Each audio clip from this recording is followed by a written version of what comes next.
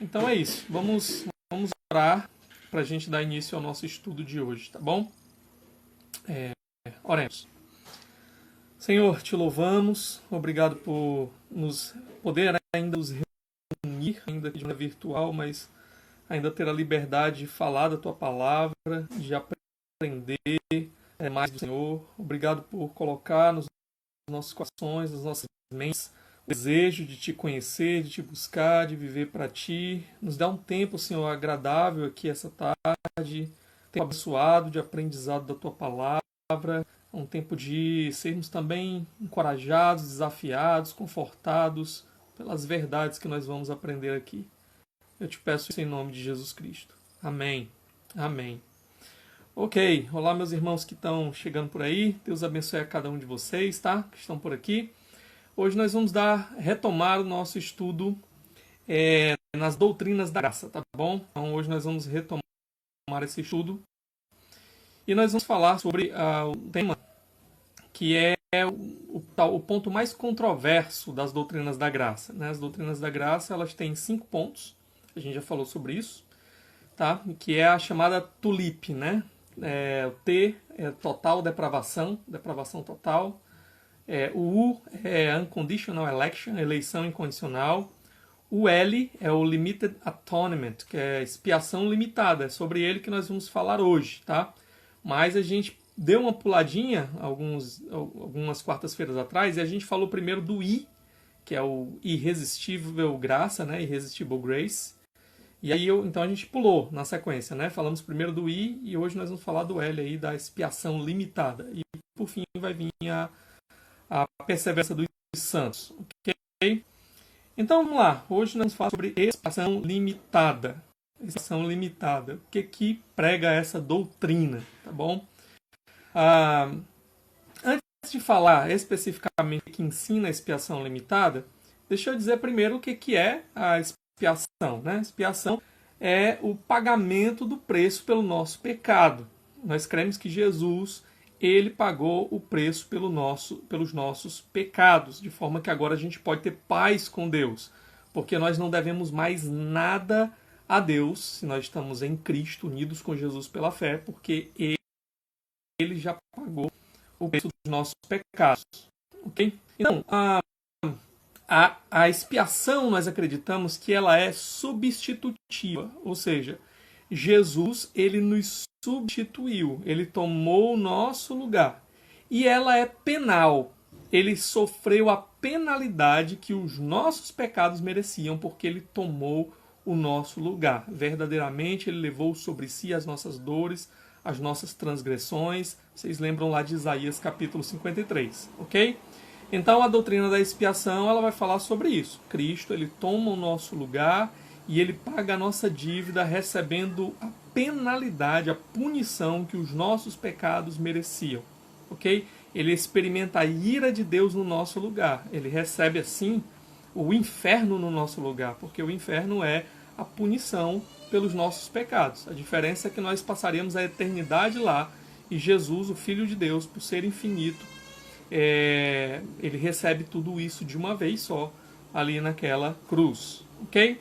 Então essa doutrina da expiação. Agora, o que é a expiação limitada? Então a questão aqui é, primeiro, Jesus naquela cruz, ele realmente fez expiação, ele pagou o preço realmente dos nossos pecados ou dos pecados de pessoas reais, ou não, ele não pagou nenhum preço de nenhum pecado específico ali na cruz, tá?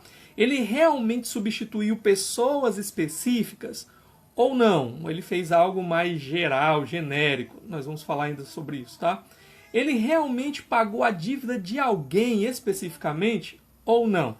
Se sim, quais foram as pessoas por quem ele pagou o preço, a quem ele substituiu na cruz, enfim. São essas perguntas que a gente lida quando a gente trata aqui do assunto da expiação. E aí, geralmente, a gente tem duas respostas para essas perguntas, né? A gente tem a resposta dos calvinistas e a gente tem a resposta dos arminianos, ok? Então, o calvinista, ele vai dizer que a expiação, ela é limitada no que diz respeito à extensão, ok? E o que eu quero dizer com isso? Quando Jesus foi para aquela cruz morrer e pagar o preço dos pecados e substituir pessoas, ele estava substituindo o pecado de um grupo específico. Não era de todo mundo, mas era o grupo dos seus eleitos, a sua igreja, ok? Então ela é limitada no que diz respeito à extensão, tá? A expiação foi realizada não por todas as pessoas indistintamente, mas pelo povo que ele havia escolhido. Então, essa é a resposta calvinista. Nesse sentido, ela é ilimitada nos seus efeitos, porque ele de fato morreu mesmo por esses indivíduos, pelos seus eleitos, ele pagou mesmo o preço de cada um deles, ok? E assim, eles recebem todos os benefícios no tempo e no espaço, todos os benefícios que a morte de Cristo ela realiza, tá certo? O Adriano está perguntando aí sobre a questão de qual livro. Eu ainda vou citar aqui, vão ser vários textos que a gente vai ver, tá? Eu ainda não mencionei nenhum texto, estou explicando aqui a questão ainda, introduzindo a questão, tá bom? Daqui a pouquinho a gente vai ver alguns textos. Então, Jesus ele não morreu indistintamente por qualquer pessoa, por todo mundo. Ele morreu especificamente pelos seus eleitos, pelo seu povo. É isso que prega a doutrina da expiação limitada. Quando Deus enviou o seu Filho, ele enviou com um propósito de que ele viesse salvar o seu povo eleito, certo? Agora, como é que os arminianos entendem essa questão? Eles vão dizer que a expiação ela não é limitada no que diz respeito à sua extensão. Então, para os arminianos, a expiação ela é ilimitada na extensão, tá? Ou seja, Jesus ele veio morrer por todas as pessoas do mundo todo, por cada indivíduo da face da Terra, certo? Então, ela é ilimitada nesse sentido de extensão. Agora, ela é limitada no que diz respeito aos seus efeitos, tá? Por quê? Porque Jesus morre por todo mundo, mas ele não consegue obter o pagamento realmente dos pecados de todo mundo, ok? Na visão calvinista, Jesus ele não morre por todo mundo, ele morre pelos eleitos, mas ele paga realmente o preço do pecado de cada um deles. E ele garante a salvação de cada um daqueles por quem ele morreu. Ela é eficaz nesse sentido, ok? No caso do arminiano, ela é ilimitada na extensão, Jesus vem e paga por todo mundo, mas ela é limitada na sua eficácia. Ele não consegue de fato salvar todo mundo por quem ele está morrendo. Ok? Então, Jesus naquela cruz, ele não substitui ninguém especificamente, tá? Ele não substitui a mim ou a você especificamente, ele substitui a humanidade. Ele também não paga o preço do pecado de ninguém especificamente, não paga o preço do meu pecado ou do seu pecado especificamente, ele paga o preço da humanidade. É assim que entende aqui a expiação arminiana. E assim na cruz ele não garante a salvação de ninguém especificamente. O que ele faz, a sua morte faz, é apenas abrir a possibilidade para que qualquer pessoa seja salva. Então, se alguém crer, aí aquela pessoa ela recebe os benefícios da expiação de Cristo, tá?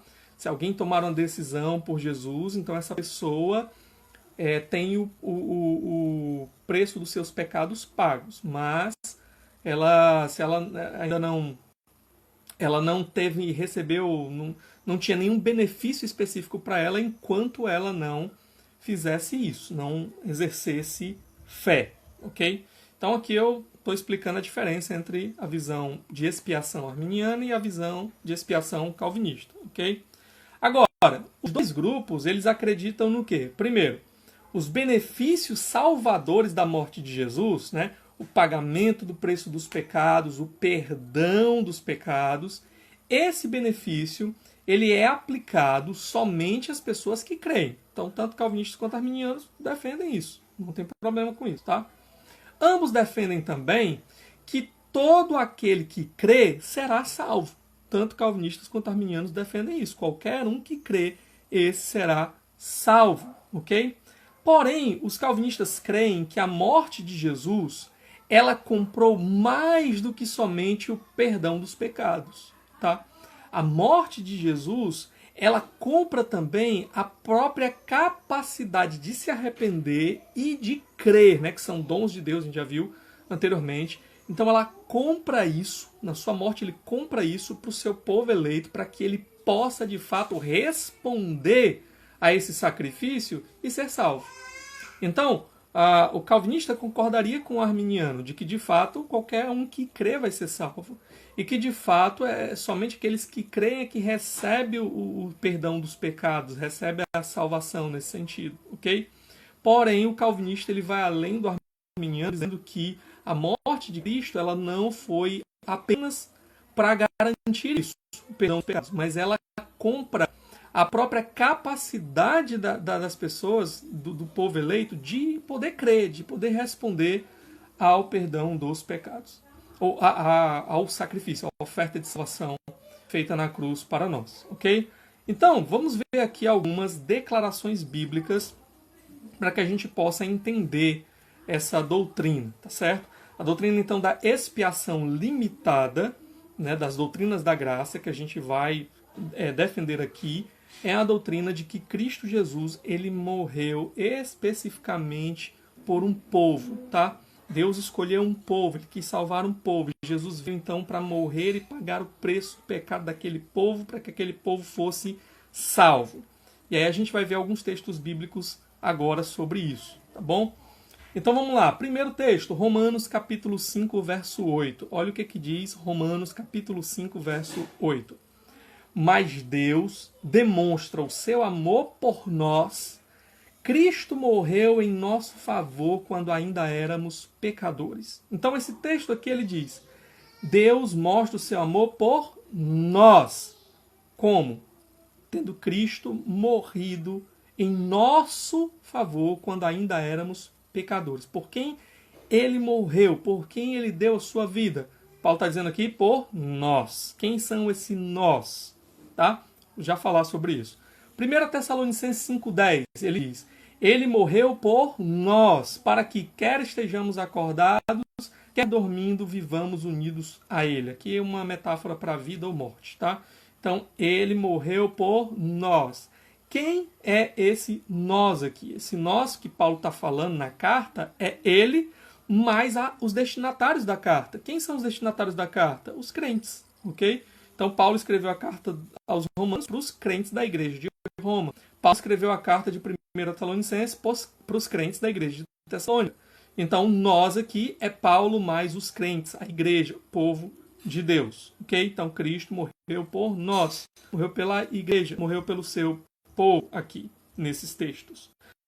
Vamos dar outros textos. Primeiro, Efésios 5:25. Efésios 5:25 diz assim, maridos, amem suas mulheres, assim como Cristo amou a igreja e entregou-se a si mesmo por ela.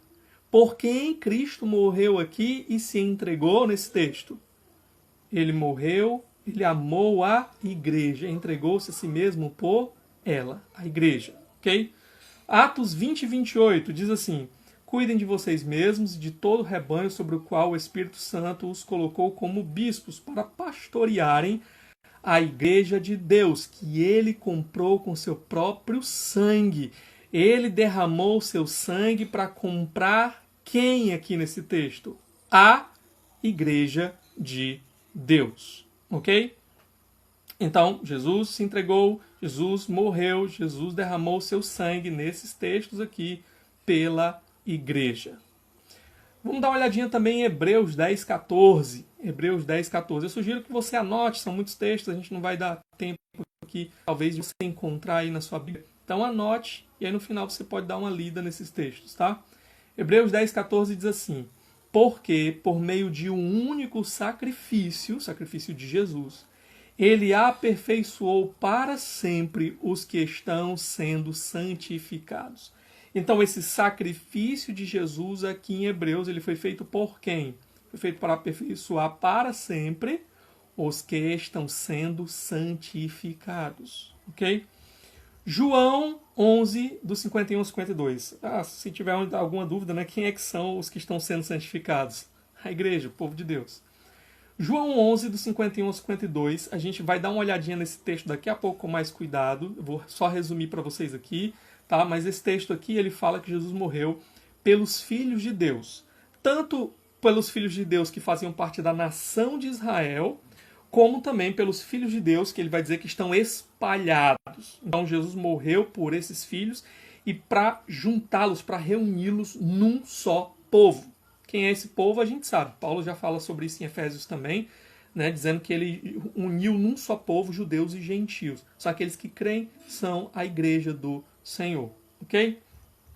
Um outro texto que eu quero dar uma olhadinha com vocês aqui é João 10, versos 11 e o verso 15. É um texto bem conhecido, aquele texto que fala de Jesus como bom pastor, tá? Então ele diz assim no verso 11, João 10, 11, eu sou o bom pastor. O bom pastor dá a vida pelas ovelhas. Por quem Jesus dá a vida aqui? Pelas ovelhas. Assim como o Pai me conhece e eu conheço o Pai e dou a minha vida pelas ovelhas. Mais uma vez ele repete, tá?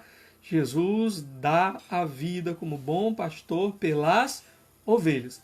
Agora, eu queria dar uma olhadinha com vocês num ponto interessante, que é os versos de 24 a 26 desse texto de João 10, porque o texto continua, né?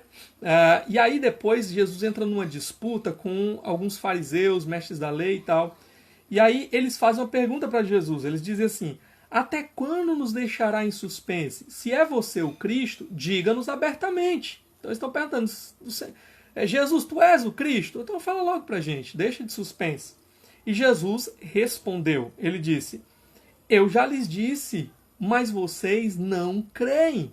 As obras que eu realizo em nome de meu Pai falam por mim, mas vocês não creem. E olha o verso 26.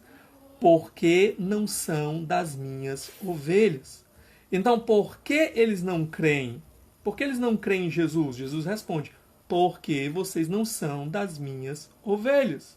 Então, o homem no seu estado natural, ele não crê, né? Sem a obra soberana do Espírito Santo dentro dele, ele não deseja Cristo, ele não crê em Jesus. Paulo vai dizer isso lá em 1 Coríntios capítulo 2, verso 14. Ora, o homem natural não aceita as coisas do Espírito de Deus, porque ele parece loucura, nem pode entendê-las, porque elas se discernem espiritualmente. Sem a obra soberana do Espírito, o homem continua o homem natural, homem sem Espírito. E sem o Espírito, ele não aceita as coisas de Deus, ele não entende as coisas de Deus, ele não abraça as coisas de Deus, não se compromete com as coisas de Deus. Então, os apelos da graça de Deus, que estão aí diante de todos os homens, eles caem em corações endurecidos, em ouvidos surdos, em olhos vendados e cegos pelo pecado, enquanto o Espírito de Deus não for lá com poder e vencer essa rebelião, vencer essa resistência dos homens, ok? Então, aqui, no dia que o Espírito vem com poder, ele tira a venda dos olhos, ele muda o coração, tira o coração de pedra e coloca o coração de carne, ele abre os ouvidos para que a pessoa possa crer, tá?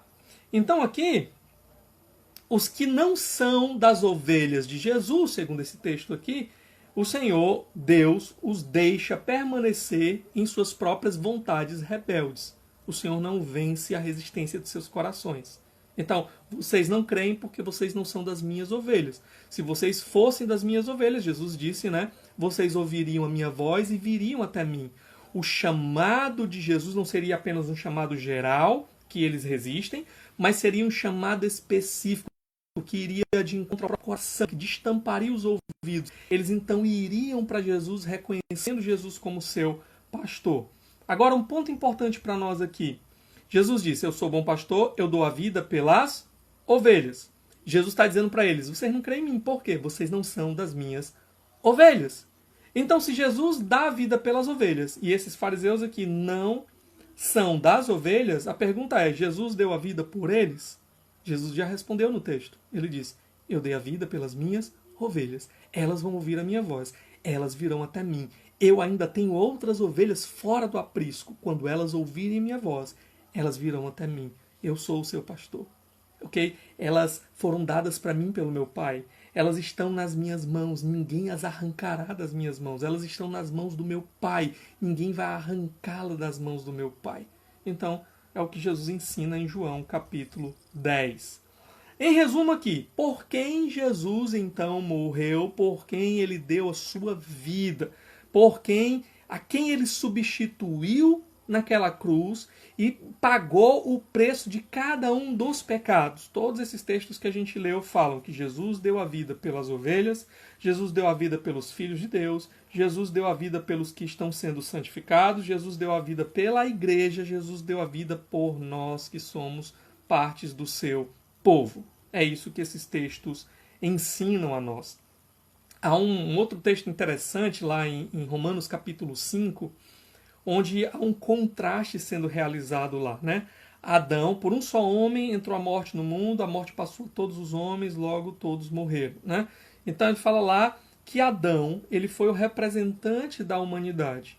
E quando Adão, então, decidiu pecar ali naquele jardim, ele estava representando a cada um dos seres humanos. E o pecado de Adão, como representante da humanidade, trouxe consequências para toda a humanidade, tá? Fez a cada um de nós pecadores, certo? Então Adão representou um grupo, nesse caso todo mundo, né? Todas as pessoas da humanidade. E o pecado de Adão, ele trouxe consequências, as atitudes de Adão trouxeram consequências para todas as pessoas que ele representava, a humanidade toda. Da mesma forma, ele vai colocar Jesus, e vai dizer muito mais a Cristo, né, por um só homem. Ele vem e ele salva, né? Ele representa pessoas também, e por meio dele, do que ele faz, ele traz salvação. E o texto todo é construído de forma para mostrar que a obra de Jesus ela é maior do que a obra de Adão. Agora a pergunta é, se a obra de Adão ela trouxe consequências para todo mundo que ele representou, e a obra de Jesus, se ela foi por cada uma das pessoas da face da terra, ela não conseguiu obter salvação para cada um daqueles que ele representou, então a obra de Adão ela foi maior do que a obra de Jesus. Só que o que o texto nos coloca é que Jesus substituiu a muitos, e a todos esses muitos que ele substituiu, ele de fato conquistou, ele garantiu, a obra dele superou as obras de Adão, e ele garantiu para essas pessoas de fato salvação, ok? A obra dele não é inferior na sua eficácia à obra de Adão, certo? Então a gente já viu vários textos dizendo aqui, Jesus deu a vida pelo seu povo, pelos eleitos, pela igreja, certo? Agora, tem um outro ponto que eu queria destacar aqui, que é um ponto que o John Piper trabalha muito bem, que é a questão da nova aliança, certo? Eu falei lá no começo que Jesus, na sua morte, ele garante de fato o perdão dos pecados para todo aquele que crê. Para qualquer pessoa que crê, está garantido lá perdão dos pecados, certo? Porém, eu disse que Jesus, ele na cruz, ele garante mais do que isso. Ele não apenas vem e torna possível, né, que as pessoas recebam perdão de pecados, reconciliação e salvação. Mas na cruz ele comprou a própria possibilidade dessas pessoas poderem crer. Ele comprou a própria fé para que elas creiam. Ele comprou o próprio arrependimento para que elas se arrependam. Ele comprou a própria mudança de coração para que elas pudessem responder a Cristo e de fato viessem a Jesus. Então ele comprou mais naquela cruz do que só o perdão dos pecados. E de onde é que a gente pode ver isso daqui com muita clareza? Na nova aliança, certo? O que é aqui a nova aliança? Dá uma olhadinha, Lucas 22, 20, diz assim o texto, Lucas 22, 20. Da mesma forma, depois da ceia, tomou o cálice, dizendo, este cálice é a nova aliança no meu sangue, derramado em favor de vocês. Então Jesus disse que o seu sangue seria o selo da nova aliança, do pacto que faria com o seu povo, certo? Então, a nova aliança é esse pacto que Jesus faria. Essa nova aliança, ela tinha sido profetizada já lá no Antigo Testamento. A gente já viu aqui alguns estudos atrás, a gente viu isso, né? Jeremias 31, por exemplo, ele diz, eis aí vem dias em que farei uma nova aliança com a casa de Israel, com a casa de Judá. Ele diz que essa aliança seria diferente da antiga, porque a antiga eles quebravam a aliança. E ele diz que essa nova aliança não, eles não vão fazer como os pais deles que quebravam a aliança. Nessa nova aliança, as pessoas não vão mais dizer para o seu próximo, conheça o Senhor, porque todos conhecerão o Senhor, desde o menor ao maior deles. Os que estiverem nessa aliança vão todos conhecer a Jesus. Na antiga tinha muita gente que trocava Deus pelos falsos deuses, né? Nessa nova aliança, ele diz, eu vou escrever a minha lei no coração deles. Ou seja, o povo dessa nova aliança ia amar o Senhor e ia querer fazer a vontade do Senhor. Só que um outro texto muito interessante é Ezequiel 36, dos versos de 26 a 27. Também é um texto de uma promessa da nova aliança. E ele diz, olha o que ele vai fazer nessa nova aliança. Ele diz, da mesma forma, darei a vocês um coração novo. Deus está dizendo, nessa nova aliança, eu mesmo vou dar para vocês um coração novo. Eu porei um espírito novo em vocês. Eu tirarei de vocês o coração de pedra e lhes darei um coração de carne.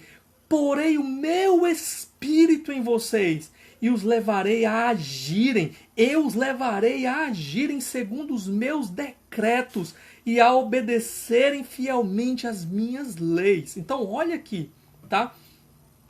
Deus prometeu, na nova aliança que eu vou fazer com o meu povo, eu vou mudar o coração deles. Eu vou tirar o coração de pedra, eu vou colocar um coração sensível no lugar, o coração que me ama, que vai querer andar nos meus caminhos, que vai querer fazer a minha vontade, cumprir a minha lei. Eu mesmo vou dar um coração novo, eu vou botar o meu espírito em vocês, ok? Então, na antiga aliança, era exigido do povo o quê? Que eles vivessem para Deus, que eles fizessem a vontade de Deus, obedecessem a lei de Deus. Só que Deus não garantia isso ao povo. É por isso que na antiga aliança, muita gente quebrava a aliança, abandonava o Senhor, trocava o Senhor por falsos deuses. Mas na nova aliança, Deus garante, eu vou fazer isso no meu povo, ok? E quando Jesus, então, ele vai para aquela cruz e ele paga o preço do pecado desse povo, ele morre naquela cruz no lugar desse povo, ele compra para esse povo aquilo que Deus havia prometido que ia fazer. Então ele garante, ó, esse é o sangue da nova aliança. Agora o meu povo não se desviará pelo caminho. Agora, o Deus que tinha prometido lá atrás, ele vai cumprir, ele vai fazer aquilo que ele prometeu, porque eu paguei o preço, eu comprei. Então, ele vai mudar o coração, ele vai transformar a vida deles, ele vai fazer eles andarem nos meus caminhos, ele vai fazer com que eles me amem a minha lei, queiram fazer a minha vontade. Eu comprei isso para eles. Eu comprei o arrependimento que eles precisavam. Eu comprei a fé que eles precisavam. E eu comprei a própria vinda do Espírito para invadir a vida deles, transformá-los em novas criaturas e fazê-los andar comigo. Então, é isso que ensina aqui a doutrina da nova aliança. A morte de Cristo na cruz compra tudo isso para nós, ok? Então nós não viríamos a Jesus, ou nós não viemos a Jesus por nós mesmos, porque simplesmente um dia a gente eu sou mais inteligente do que as outras pessoas e eu agora entendi que eu preciso de Jesus e eu vou até Jesus. Não, nós viemos até Jesus porque Ele comprou isso para nós. Ele comprou a nossa vinda até Ele. Ele vem, envia o seu Espírito com poder para mudar o nosso coração, abrir os nossos olhos, os nossos ouvidos e nos levar a Ele. Ele comprou isso com a sua morte na cruz. E junto com isso, a gente vem a Ele, quando Ele nos traz a Ele, né? Lembra que Jesus falou? Ninguém pode vir ao Pai se Ele não quiser, né? A gente vai levar a Ele, que nos dá perdão dos pecados, que também comprou para nós. Ok? Agora, e alguns textos que parecem talvez são usados às vezes para tentar contradizer estas verdades que nós estamos falando aqui. Um deles é um texto bem famoso, né? João 3,16. O que diz João 3,16? Porque Deus amou o mundo de tal maneira que deu seu Filho unigênito para que todo aquele que nele crê não pereça, tenha vida eterna, certo? Então, por que algumas pessoas têm usado esse texto? Elas pegam esse texto e dizem, tá vendo? Porque Deus amou o mundo. Então, Jesus, ele deu o seu filho. Então, ele deu o seu filho para morrer por todo o mundo, todas as pessoas do mundo. Bom, a primeira dificuldade é que a palavra mundo ela é usada em muitos sentidos. No próprio Evangelho de João e durante todo o Novo Testamento. A gente mesmo usa a palavra mundo em vários sentidos. Deixa eu dar um exemplo para vocês. Se aqui no final da live eu dissesse assim, gente, hoje aqui no final da live eu quero ver todo mundo aqui em casa. Quem é esse todo mundo que eu quero ver aqui em casa? Os japoneses, africanos, chineses, pessoas de cada indivíduo, de cada lugar da face da Terra. É isso que eu estou querendo dizer? Claro que não, todos vocês entenderiam que eu estou dizendo apenas o quê? Todo mundo que está aqui na live, todo mundo que pode vir até aqui, que vem até aqui. Então, estou usando a palavra mundo num sentido muito estrito, tá? A Bíblia vai fazer assim também. Tem um momento em que Jesus está passando, tem uma multidão atrás de Jesus, e aí um dos mestres da lei lá diz assim, eis aí o mundo inteiro vai após ele. Ele estava dizendo que cada indivíduo da face da terra estava indo atrás de Jesus? Não, ele mesmo não estava indo. Mas ele estava dizendo que uma grande multidão estava indo atrás de Jesus. Mundo às vezes vai significar criação, mundo às vezes vai significar o mundo rebelde, muitas vezes vai significar um sistema de rebelião contra Deus, aquilo que a gente chama às vezes de mundano, né? E às vezes mundo vai significar o povo de Deus, aqueles que foram comprados por ele de cada tribo, língua, raça e nação. Então, primeira coisa é que a palavra mundo ela é muito ampla. Mas eu nem preciso entender tudo isso para entender o que esse texto está dizendo. O texto diz o quê? Porque Deus amou o mundo de tal maneira que ele deu o seu filho. Ele deu o seu filho para quem? Para que todo aquele que nele crê não pereça, mas tenha a vida eterna. Ele deu o seu filho por quem? Por aqueles que nele creem. Okay? Quem é que vai crer no Senhor? Aqueles que foram comprados por ele naquela cruz. Pessoas de toda tribo, língua, raça e nação. Pessoas que ele comprou para a nova aliança. Ok? Essas pessoas são aqueles que vão crer nele, porque ele comprou elas com o seu sangue. Agora, um outro texto que geralmente é usado e que traz um pouco mais de dificuldade é o texto de 1 João 2,2. Lembra, todos os outros textos que a gente falou aqui, eles mostram as pessoas, Jesus morrendo pela sua igreja, pela sua noiva, pelas suas ovelhas, pelos filhos de Deus, né? Enfim, pelo povo de Deus, pelos eleitos do Senhor. Todos os textos que a gente leu aqui mostravam exatamente isso. Agora, esse texto de 1 João 2,2 parece contradizer tudo isso. Claro que a gente sabe, não tem contradição na Bíblia. Então é por isso que a gente vai ver aqui como é que a gente entende isso, tá? Então o que o texto diz? Diz assim, ele é a propiciação pelos nossos pecados. Jesus, quando morreu ali naquela cruz, ele é também a propiciação pelos nossos pecados, tá? Ele diz, e não somente pelos nossos, mas também pelos pecados de todo o mundo. Mais uma vez a palavra mundo aqui, né? Então algumas pessoas leem isso daqui e automaticamente o que elas dizem? Tá vendo esse texto? Está dizendo, ele é a propiciação pelos nossos pecados, e não somente pelos nossos, mas também pelos pecados de todo o mundo. Ok, como é que a gente entende então esse texto?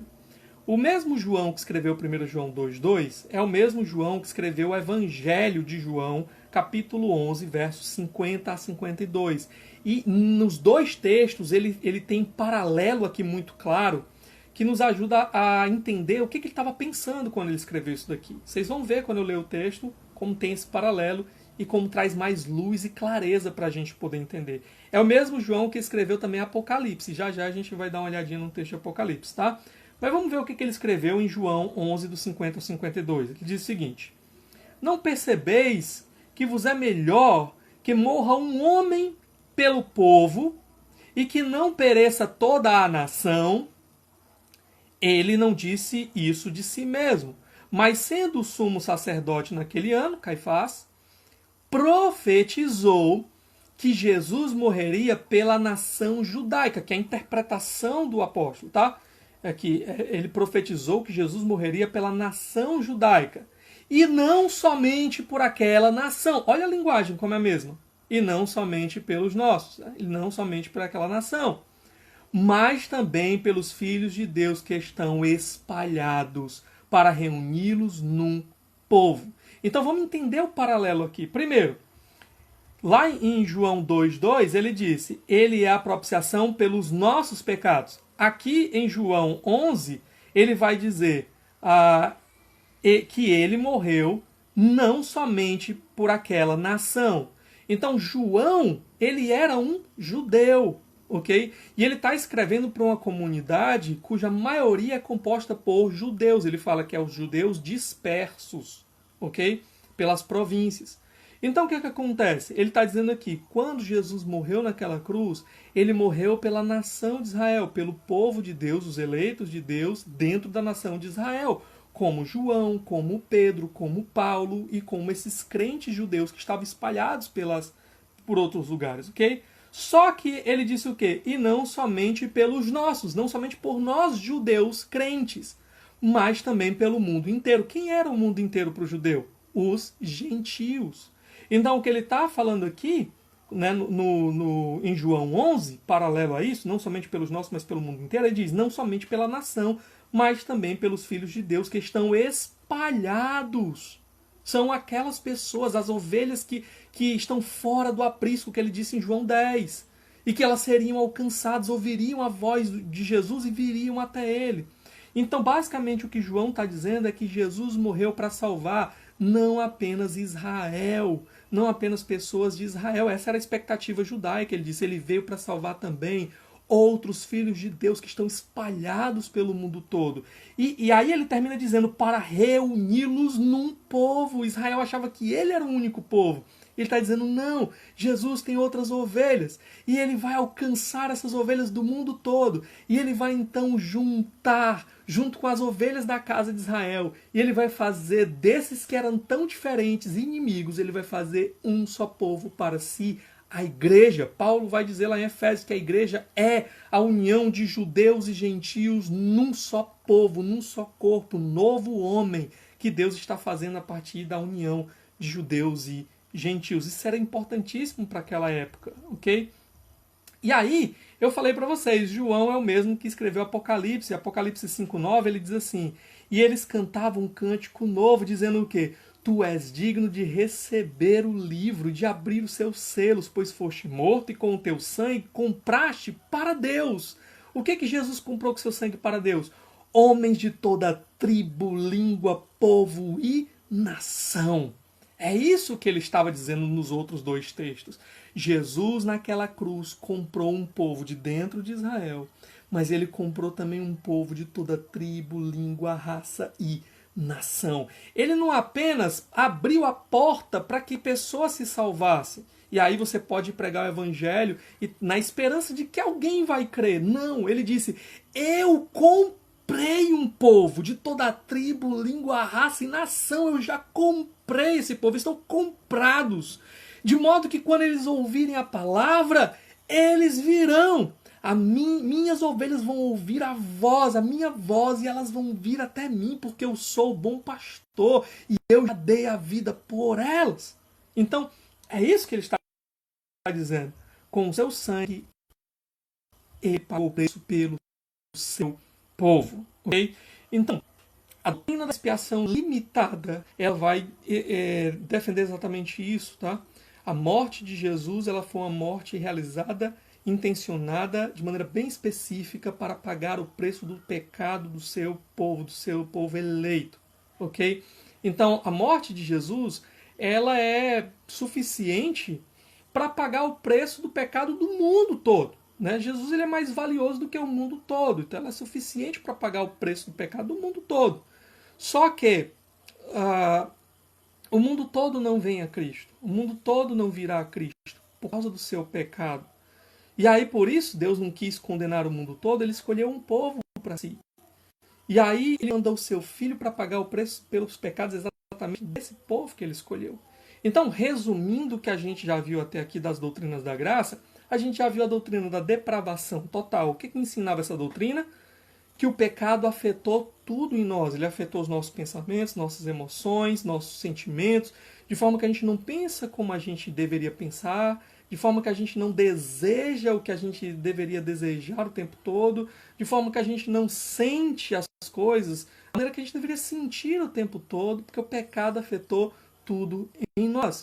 E por causa do pecado, o que acontece? O homem se torna incapaz de ir a Deus. Todos pecaram, almas se fizeram inúteis, não há quem faça o bem, não há quem entenda, não há quem busque a Deus. Romanos capítulo 3. Então essa é a situação do homem natural, tá? Então, por natureza, filhos da ira de Deus, somos rebeldes, incapazes de nos salvar a nós mesmos, porque somos incapazes de trocar o nosso pecado por Jesus. E aí o que acontece? Deus devia alguma coisa para essa humanidade em pecado? Deus devia alguma coisa? A gente às vezes pensa que sim, né? Deus deve para todo mundo um monte de bênçãos. Não, a única coisa que Deus deve a seres humanos rebeldes, em rebelião contra Ele, contra um Deus santo, um Deus amoroso, um Deus bom e justo, é o quê? A justa punição pelos seus pecados, a justa retribuição que seus pecados merecem. Então, se Deus deve alguma coisa aos homens, ele deve o quê? A condenação que seus pecados merecem. Ok? Só que acontece, Deus em seu amor, em sua misericórdia, em sua graça, ele não quis condenar a humanidade toda. E é por isso que ele escolheu um povo para si, seus eleitos. A gente já falou sobre eleição incondicional aqui. Não porque esse povo ele merecia mais do que outros, não porque era mais bonito do que outros, porque eram bonzinhos, não. Porque eram pecadores. Mas Deus quis se relacionar com eles, Deus quis amá-los, Deus quis entrar no relacionamento com eles. E aí o que ele faz? Só que esse povo é pecador, esse povo merece a condenação. Como é que um Deus santo e justo pode deixar esse povo sem a condenação? Aí entra aqui na expiação limitada. Para resolver esse problema, o próprio Deus deu o seu próprio Filho para substituir esse povo e receber a punição justa dos pecados de cada um desse povo, de modo que nenhum dos pecados deles fica impune. Eles recebem a justa punição que merecem, só que eles não recebem essa punição neles mesmos, eles recebem essa punição em Jesus que os substitui. Então, Jesus toma o lugar desse povo e paga o preço do pecado desse povo e compra esse povo para Deus.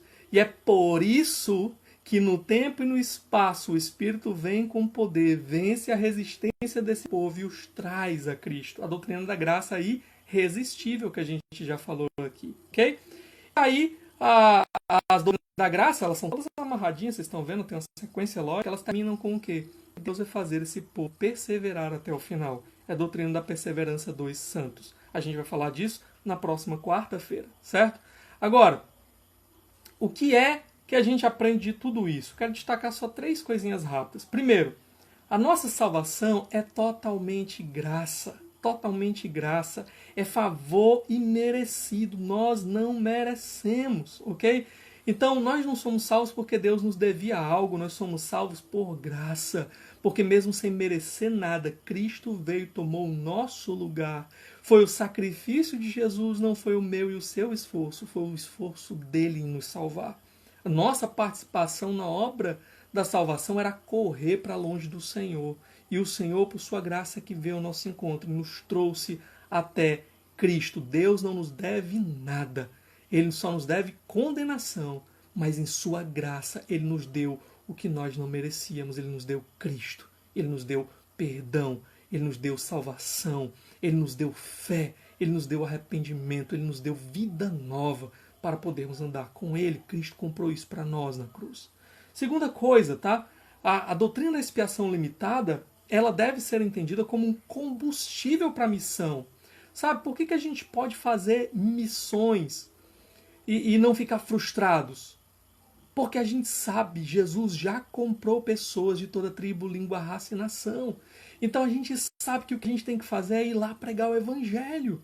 Tá? Se dependesse dos nossos esforços, da nossa capacidade de convencimento, a gente ia viver frustrado. Poxa, eu já fiz tudo, por que eu não consigo salvar essas pessoas, trazer essas pessoas a Jesus? Mas a gente pode descansar em saber que a gente não precisa fazer a obra do Espírito. É o Espírito que convence as pessoas do pecado, da justiça e do juízo. A nossa parte é pregar, é proclamar e descansar confiando no sacrifício de Jesus, sabendo ele já comprou pessoas para si e elas virão quando vir a sua voz. Nós vamos ser instrumentos para que a sua voz chegue até elas. Okay? Então o Senhor nos manda, vão lá buscar o meu povo, que eu já comprei o meu povo. Então lá e falem para eles. Então é um combustível para missões, ok? E por fim, irmãos, essa doutrina nos ensina que o amor de Cristo foi de fato um amor por mim especificamente, tá? Jesus naquela cruz, ele não estava simplesmente dizendo assim, olha, eu vou morrer agora pela humanidade. Então eu estou fazendo já a minha parte, estou pagando o preço aqui do pecado da humanidade. Agora vocês se virem aí em fazer a parte de vocês, em correr atrás, em fazer o bem, em crer, em me buscar, tá? Não sei quem é que eu vou conseguir salvar aí. Estou fazendo a minha parte apenas de morrer por todo mundo. Não, gente. Naquela cruz, Jesus havia já decidido com o Pai me amar. Ele já me conhecia por nome. Tá? O nosso Deus e Pai já nos conhecia por nome desde antes da fundação do mundo. Ele havia me escolhido, eu pecador, eu indigno, eu imerecedor. Fui alvo dos pensamentos amorosos de Deus. Fui alvo do amor sacrificial de Cristo. Cristo decidiu vir a esse mundo se fazer homem para morrer por mim, especificamente por mim. Eu estava uma vez numa conferência com o reverendo Josafá Vasconcelos e ele lembrou daquele hino, né, que a gente canta e todos nós conhecemos, né, que diz que naquela cruz, né, ele pensava em ti, ele pensava em mim, ele pensava em nós, o seu sofrimento ali não era em vão, o seu sangue derramado naquela cruz não era em vão, ele verá o sacrifício, o seu sacrifício, ele ficará satisfeito, porque naquela cruz ele estava morrendo especificamente pelo seu povo, por mim e por você, para que eu e você tivéssemos vida, para que eu e você crescêssemos nele, para que eu e você fôssemos acrescentados à família dele e para que eu e você vivêssemos para sempre com ele pensou em mim desde antes da fundação do mundo e morreu por mim. E, como Paulo diz em Gálatas, ele se entregou por mim. Ele me amou. E eu posso ter a certeza disso, a garantia disso, por meio dessa doutrina da expiação limitada. Ok? Então essa era a doutrina que eu queria trazer para vocês hoje. Vai ficar faltando só mais uma doutrina, né, na próxima quarta-feira, para a gente encerrar essa série sobre as doutrinas da graça, que é a doutrina da perseverança dos santos. Se você tiver alguma dúvida, você coloque aí, tá? Eu vou orar nesse momento para a gente encerrar. E aí você pode escrever aí, depois quando eu orar eu olho, se tiver alguma dúvida que eu tento responder. Se não, até a sexta-feira, né? Sexta-feira a gente vai ter mais uma live aqui, falando um pouco sobre Ceia do Senhor, tá? É uma live para os novos membros, a classe de novos membros da nossa igreja, mas vocês estão todos convidados a participar. Então vamos orar agora. Oremos. Pai, obrigado, Senhor, por esse tempo aqui, trazendo à memória o grande sacrifício de Cristo feito em favor de mim, Senhor, e em favor do teu povo, aqueles que o Senhor escreveu no livro da vida do Cordeiro desde antes da fundação do mundo, aquele povo que não merecia o menor dos teus olhares, mas que ainda assim recebeu graça abundante do Senhor através do sacrifício de Cristo. Ó Senhor, nos enche de amor por Jesus. Nos enche, Senhor Deus, de desejo por ver o nome de Jesus adorado em todos os cantos. E assim, Senhor, que a gente possa proclamar, Senhor Deus, a Tua palavra, o Teu Evangelho, para que as Tuas ovelhas que foram já compradas pelo sangue de Jesus, possam ouvir essa mensagem e vir até Ele e trazer glória ao Teu nome. Eu te peço tudo isso em nome de Jesus Cristo. Amém. Amém. Amém.